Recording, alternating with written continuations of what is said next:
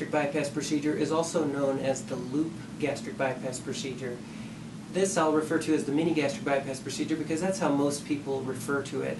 It has actually been around for a great many years, but it has not been popular in the United States because it was really overtaken by the Roux-en-Y gastric bypass operation at a pretty early phase of the development of these procedures. But really the mini-gastric bypass procedure has been around a long time, and it simply represents a different way of reconnecting to the stomach after a small stomach pouch is created. So it too is a procedure that is a minimally invasive operation. It's a laparoscopic operation that's done with the 5 small laparoscopy incisions and the camera or laparoscope. It normally takes less than an hour to perform the procedure, and it usually is something where people will stay in the hospital just overnight. And the recovery time after the mini-gastric bypass is rapid. Most people are back to activities within a week or so and don't have a great deal of recovery time. They don't have a big incision to heal, and they don't have a lot of other side effects typically. So if there are pros to the mini-gastric bypass procedure, I would say that there are a few of them. One is that it is less complicated. It's a little simpler operation than the gastric bypass that we know of or refer to as the Roux-en-Y gastric bypass.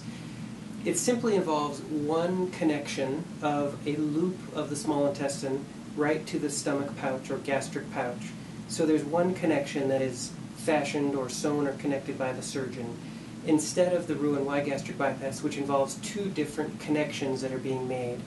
And that's important because every place where we cut and connect is a place where problems could occur. While they're not likely to, those are places where scar tissue could form, a leakage could form, an ulcer could form, or some other problem could arise. And so by simplifying the procedure to having only one connection point, it decreases the chances of problems due to the connection point occurring.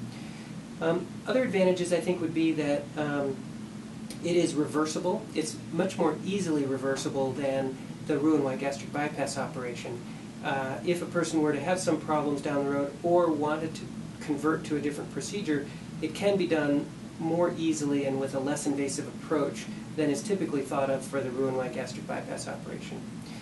The other advantages, I think, are that despite what a lot of people might imagine, it really does have quite a long track record, and it has quite a lot of research behind it that has shown it to be equally effective as the Roux-en-Y gastric bypass. Many of these studies have been done outside the United States where the procedure was more popular, but there are a number of studies that I cite in my most recent book about weight loss surgery that describe long-term studies from Hong Kong and elsewhere showing excellent results that are on par with or similarly successful to the Roux-en-Y gastric bypass. The authors of these studies believe that, and they argue that the operation is simpler with less complications and yet equally effective, and they wonder why it has not been more widely adopted. And frankly, after researching it years ago, I too came to the same conclusion that it does appear to be equally effective and somewhat less invasive, and I have wondered why it hasn't been more widely adopted. So time will tell. I think we're seeing the emergence of the mini-gastric bypass onto the scene. I think that it is gradually being adopted in more places around the world, and that we will see it take a position amongst the successful weight loss procedures that we have available today. Is it better than the rest? That's hard to say. I think the data will tell over time, but I think it certainly deserves equal consideration. If it has downsides or cons or negatives associated with it, I would say that one of them is that we don't have quite the same amount of data from North America within the United States and Canada that we do with the other procedures. We do certainly have ample data from around the world, I think, to draw many conclusions. We do have a connection point that does involve the same risks that are present with the other stomach procedures, namely gastritis and ulcers that can occur right at that staple line. And so it's important to avoid excess alcohol, it's important to avoid tobacco, and it's most important to avoid the non-steroidal anti-inflammatory drugs, the Motrin, Aleve, ibuprofen, naproxen family that can lead to gastritis and ulcers.